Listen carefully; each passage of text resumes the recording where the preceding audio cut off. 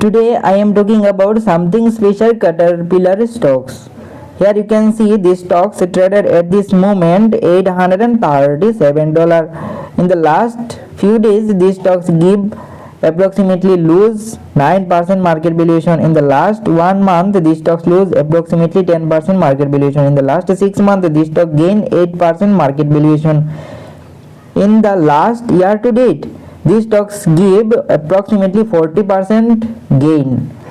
Okay, in the last 1 year these stocks gain 100% market valuation. Here you can see in the stocks, here you can see last 5 years how much return these stocks give. Here you can see 283x return, 83% return, that means 2.8x return these stocks give to investor.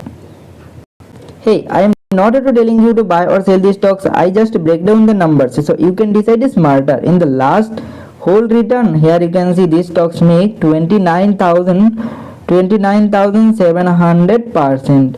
Okay, 297x return these stocks give to investor, and here you can see how much return these stocks give.